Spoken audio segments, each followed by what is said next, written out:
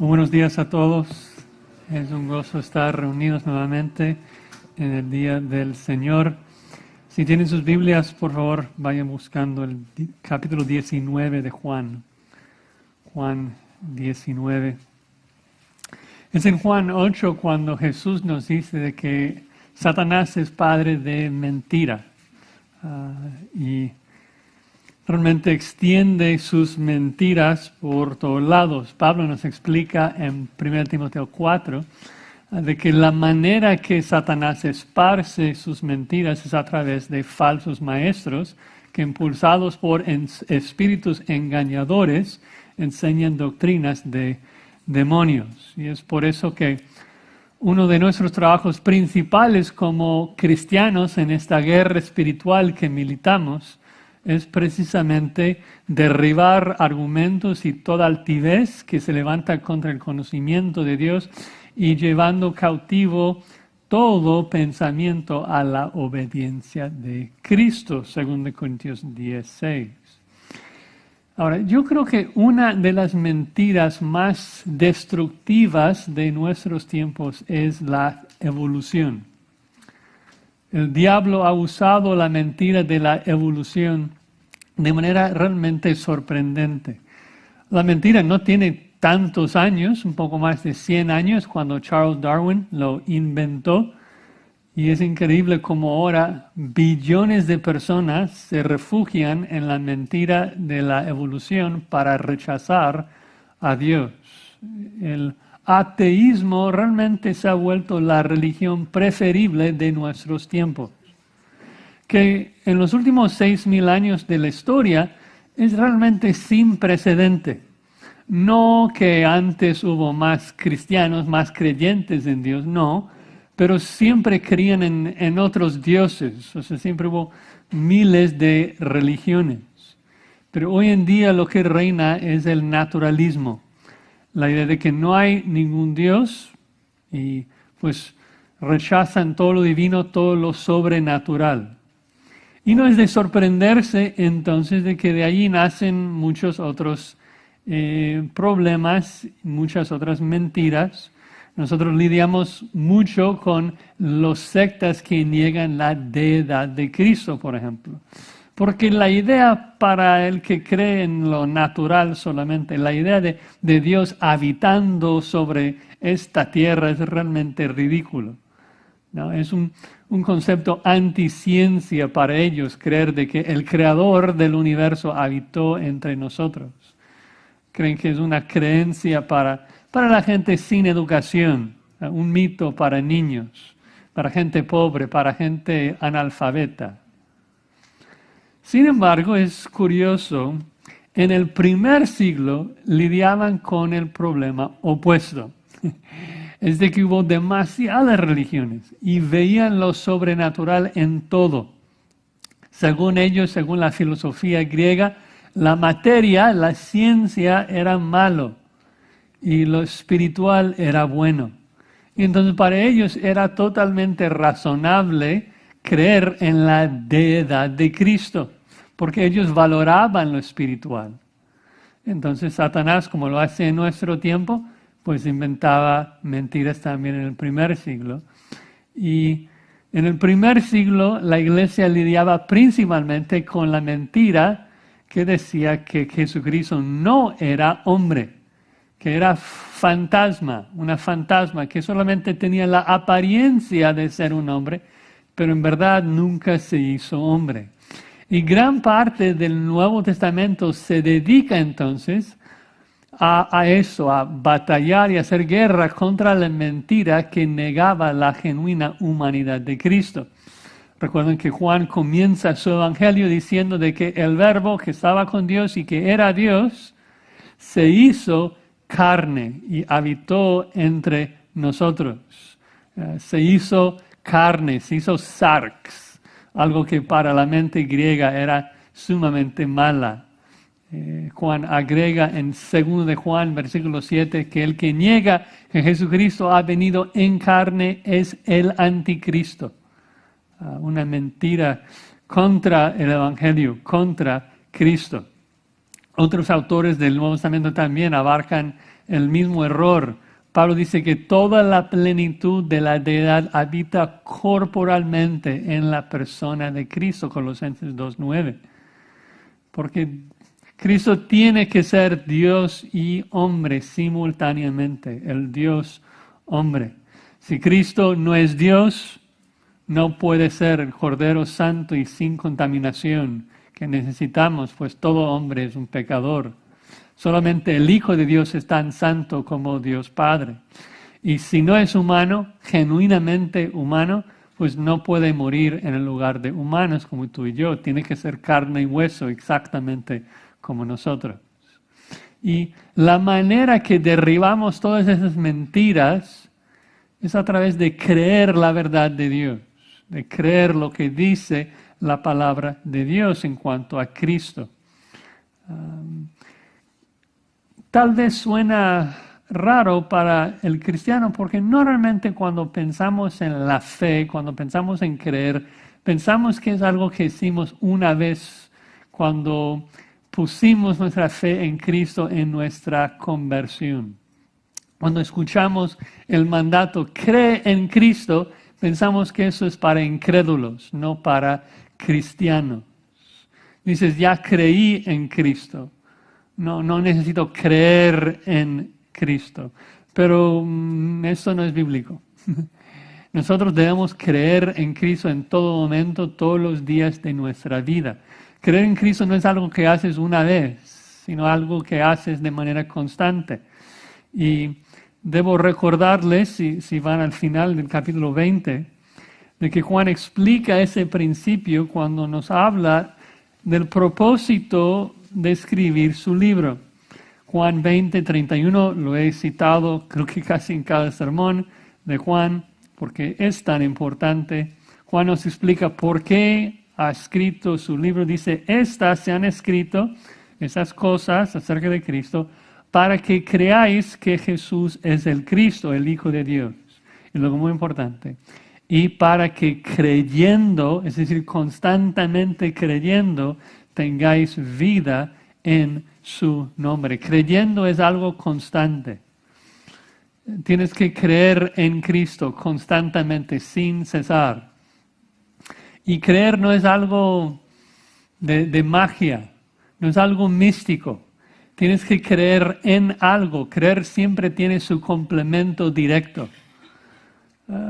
Fe tiene ese objeto. Tienes que creer en Cristo. Y para creer en Cristo en todo momento tienes que meditar en quién es y lo que ha hecho por ti. Tienes que pensar constantemente, meditar quién es Jesús según la Escritura y qué ha hecho Jesús por mí. Tienes que pensar en esos datos históricos. Hebreos 11 dice que la fe es la convicción de lo que no se ve. Tenemos que leer la Escritura, ver la descripción del Evangelio y creerlo, ¿no? Y eso es el propósito de Juan. Juan quiere exaltar a Cristo, quiere describir su vida, describir su ministerio, para que nosotros podamos creer en Él en cada momento, estar creyendo en Él. Y el atributo de Cristo que Juan resalta en el párrafo que nos toca ver en esta mañana es precisamente la humanidad de Cristo.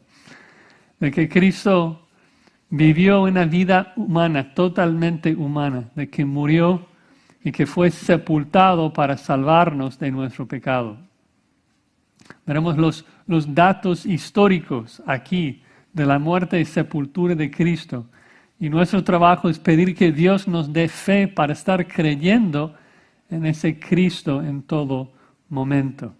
No podemos creer en Cristo sin comprender y meditar en esos datos históricos. Entonces en Juan 19, 31 al 42, veremos dos verdades históricas del Evangelio que debemos de creer todos los días. Dos verdades históricas del Evangelio que debemos creer todos los días. Primero, que Cristo murió conforme a la Escritura. Cristo murió conforme a la Escritura. Y segundo, Cristo fue sepultado conforme a la Escritura. Cristo murió, Cristo fue sepultado. Ahora, Estamos en Juan 19:31. Les recuerdo de que en el verso 30 Cristo ya murió. En el verso 30 Cristo dijo, consumado es, y habiendo inclinado la cabeza, entregó su espíritu. Entonces en el versículo 30 Cristo ya murió alrededor de las 3 de la tarde. Y ahora Juan dice en el versículo 31. Entonces los judíos, por cuanto era la preparación de la Pascua, a fin de que los cuerpos no quedasen en la cruz en el día de reposo, pues aquel día de reposo era de gran solemnidad, rogaron a Pilato que se les quebrasen las piernas y fuesen quitados de allí. Vinieron pues los soldados y quebraron las piernas al primero y asimismo al otro que había sido crucificado con él. Mas cuando llegaron a Jesús, como le vieron ya muerto, no le quebraron las piernas. Pero uno de los soldados le abrió el costado con una lanza y al instante salió sangre y agua. Y el que lo vio da testimonio y su testimonio es verdadero. Y él sabe que dice verdad para que vosotros también creáis.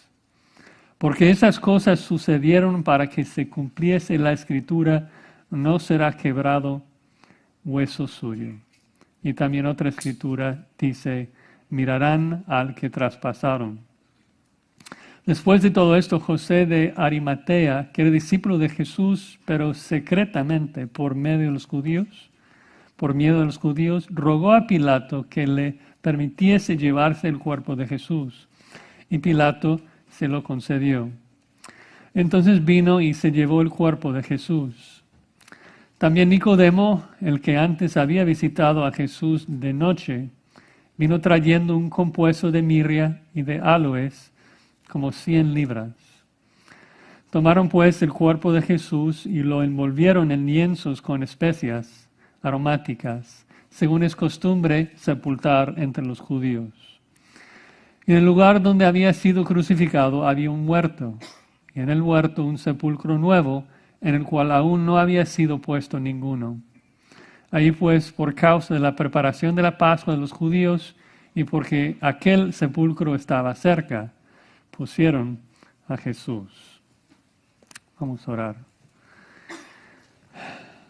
Señor, te rogamos que tu Espíritu Santo nos ilumine y nos dé ojos para ver a nuestro Señor crucificado y sepultado. Que podamos apreciar esos datos históricos de que Cristo vivió en esta tierra y que murió y fue sepultado. Y que, Señor, tú nos ayudes también a ver las implicaciones teológicas de esos sucesos. De que fuimos perdonados aquel día, de que fuimos limpiados, de que fuimos justificados. Y ahora gozamos de tu perdón, tu gracia, de tu favor. Gracias, Padre, por enviarnos a tu Hijo unigénito. Gracias por tu Espíritu que nos revela la hermosura de Cristo. En su nombre oramos. Amén. Bueno, repasando un poquito, recuerdan en la sección anterior vimos 4 características de nuestro Señor Jesucristo. Primero, que es Rey. A un Pilato, un pagano incrédulo, escribió Rey de los judíos sobre su cruz. Ese Rey es especial porque de manera voluntaria Él fue a la cruz, Él murió voluntariamente y lo hizo para cumplir su propósito de clavar nuestro pecado sobre su cruz. Tú y yo merecemos morir por nuestro pecado, así que Cristo toma nuestro pecado, lo clava sobre su cruz y muere en nuestro lugar. También vimos cómo Juan resalta, como veremos también hoy, de que Cristo cumple con toda la Escritura, aún detalles que parecen ser insignificantes, como los soldados echando suertes para los vestidos de Jesucristo. Y si Cristo murió conforme a la Escritura, y si fue sepultado conforme a la Escritura, y si resucitó conforme a la Escritura, volverá conforme a la Escritura. También vimos la compasión de nuestro Señor, que aún en la hora de su muerte, de gran dolor, se preocupa por el bienestar de su mamá y la pone bajo el cuidado de Juan. Y también vimos la consumación de su obra en la cruz cuando exclamó, consumado es, así logrando nuestra salvación. Cristo no hizo posible nuestra salvación, Cristo no comenzó un proceso que tú tienes que terminar. Cuando Cristo dijo consumado es, logró la salvación para todos los suyos. Y ahora, ya muerto, Juan nos dice lo siguiente, versículo 31. Entonces los judíos, por cuanto era la preparación de la Pascua, a fin de que los cuerpos no quedasen en la cruz en el día de reposo, y anota, aquel día de reposo era de gran solemnidad. Esos judíos que menciona sería el Sanedrín, los líderes judíos, dice que era la preparación de la Pascua, es decir, el día viernes, no querían que los cuerpos se quedasen en la cruz durante el día de reposo. ¿Cómo es esto? Bueno, la Pascua, según la ley, según la Torá, siempre se celebra el día 15 de Nisan, el primer mes del calendario hebreo. En nuestro calendario gregoriano cae normalmente en la primavera. Pero ya que siempre se celebra en un día en particular, el 15 de Nisan, no siempre cae sobre un sábado, cae sobre cualquier otro día, como por ejemplo el 25 de diciembre, cuando celebramos la Navidad, pues puede caer sobre un domingo, pero puede caer sobre cualquier otro día. Pero la Pascua del año 30 después de Cristo, el año en que Cristo murió, la Pascua quedó precisamente en el día sábado, el día de reposo. Entonces, por eso Juan agrega que aquel día de reposo era de gran solemnidad, porque era un día de reposo donde también se celebraba la Pascua, un día muy especial. Tal vez como ilustración sería uno de esos años donde el 25 de diciembre cae sobre domingo y tenemos una celebración muy especial de la Navidad de Cristo aquí en la iglesia. Entonces, Cristo muere un día viernes. Los otros evangelistas nos dicen que fue crucificado alrededor de las 9 de la mañana. Cristo muere a las 3 p.m. en el versículo 30. Y los judíos están preocupados de que si uno de ellos muere en la noche, va a causar problemas para ellos en el día de reposo. No sé si saben esto de la crueldad de la crucifixión, pero según la historia, las víctimas crucificadas podrían durar un par de días ahí en la cruz sufriendo. Por eso era tan cruel. Y según el legalismo de los fariseos, que eran muy estrictos en cuanto al día de reposo, parece que no quieren lidiar con los cadáveres durante el día de reposo. Además de esto, hay una ley en Deuteronomio 21:22, que dice lo siguiente.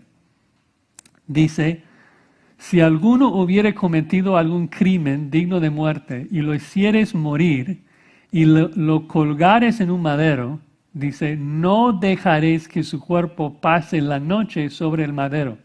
Sin falta lo enterrarás el mismo día, porque maldito por Dios es el colgado, y no contaminarás tu tierra que Jehová tu Dios te da por heredad.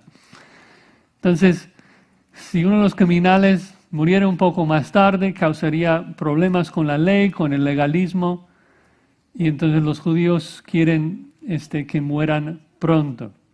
Y es realmente sorprendente la hipocresía de esos judíos que están tan preocupados por una regla mientras están crucificando al autor de la vida, el Mesías. Pero, como dice el versículo, los judíos rogaron a Pilato que se les quebrasen las piernas y que fuesen quitados de ahí. Ahora, perdón, es un poco feo describir esto, pero tenemos que comprenderlo, porque quebrar las piernas aceleraría la muerte de esas víctimas. Normalmente las víctimas crucificadas no murieron por perder sangre, murieron por asfixia. Es decir, cuando estaban colgados y los brazos estirados así, las víctimas sofocaron por no poder respirar bien. Y la única manera de respirar colgado en una cruz era empujar desde abajo con las piernas, empujar hacia arriba para abrir los pulmones y respirar. Algo muy doloroso, ya que las piernas también estaban clavadas a la cruz. Pero en el momento de quebrantar las piernas, la víctima ya no podría usar esas piernas para respirar y morían rápidamente. Entonces los judíos, si los 3 víctimas mueren rápido, pueden sacar sus cuerpos de las cruces el mismo día viernes y no tener que lidiar con sus cuerpos durante el día de reposo. Y es precisamente lo que pasó, versículo 32. Dice que vinieron pues los soldados y quebraron las piernas al primero y asimismo al otro que había sido crucificado con él. Doy por sentado que esos soldados son los 4 verdugos que crucificaron a Cristo en la sección anterior. Entonces van y quiebran las piernas del primero, también quiebran las piernas del otro malhechor. Y Jesús está en medio de esos 2 malhechores. Yo doy por sentado que los verdugos le pasaron porque ya pensaron que era muerto. Pero después de quebrar las piernas de los otros 2, regresan a Jesús para verificar. Y dice versículo 33 que cuando llegaron a Jesús, como le vieron ya muerto, no le quebraron las piernas. Ahora, muy importante por la mentira de Satanás, de que algunos dicen que Cristo realmente no murió, que entró en coma y luego se despertó en la tumba. Hay que entender que esos son verdugos. Y suena feo, pero su trabajo completo, el tiempo completo es torturar y matar personas. Ellos no se van a equivocar en creer de que Cristo está muerto cuando no lo es. Ellos podrían perder su vida si hacen algo mal. Y aún así, para estar 100% seguro, noten el versículo 34, que dice que uno de los soldados le abrió el costado con una lanza y al instante salió sangre y agua. Ahora se puede debatir exactamente dónde entró la lanza. No lo sabemos. Sabemos de que salió sangre y agua y creo que ese dato es importante porque demuestra de que Cristo murió verdaderamente, que era un hombre como tú y yo, que tenemos agua y sangre dentro del cuerpo y cuando se le abrió el costado, sangró y salió agua. Esa teoría absurda, como dije, que Cristo entró en coma y luego se despertó en la tumba, no tiene ningún sentido. Aun si estuviera vivo en ese punto, estar en la cruz ahí, en el momento que el soldado le abrió con la lanza, esto solo lo hubiera matado. O sea, en el primer siglo no sería posible sobrevivir después de eso. Entonces Juan está enfatizando, o sea, él ve esto, él lo recuerda, está enfatizando lo que pasó, que Cristo, un hombre genuino, verdaderamente murió. No hay por qué simbolizar el agua y la sangre. El punto es simplemente ver de que esto es lo que aconteció. Y Juan enfatiza su testimonio. Vean el versículo 35. El que lo vio da testimonio. Su testimonio es verdadero. Y él sabe que dice verdad para que vosotros también creáis. Juan estuvo presente. Juan está diciéndonos lo que vio. Su testimonio es verdadero. Él dice, el que escribe sabe que dice la verdad, no miente. Él comienza su epístola de manera muy similar. Dice, lo que hemos oído, lo que hemos visto con nuestros ojos, lo que hemos contemplado y palparon nuestras manos, eso os anunciamos. Es decir, que estamos anunciándonos exactamente lo que vimos. ¿No? Juan no inventa, simplemente nos está narrando lo que vio. ¿Y por qué lo está haciendo así? Dice, para que vosotros también creáis, para que creamos en Cristo, para que creamos en la persona de Cristo. Pero nuevamente, para creer en la persona de Cristo, para creer en el Evangelio, necesitamos fundamentar nuestra fe sobre los datos históricos de lo que pasó. No hay Evangelio sin esto. Hay que pensar en esos datos. Como ilustración, si yo les dijera, yo creo firmemente de que aun si viniera un terremoto, esta capilla no caería. Ahora, tal vez me preguntarías, ¿pero por qué crees esto? ¿En base a qué? ¿Es una fe ciega? ¿Sin datos? ¿Sin información histórica? O sea, ¿nuestra fe es así? ¿Una fe ciega? No, eso sería torpe, eso sería necio. Si tú tenías el deseo de creer más, de que la capilla no caería aún bajo un terremoto, ¿qué harías?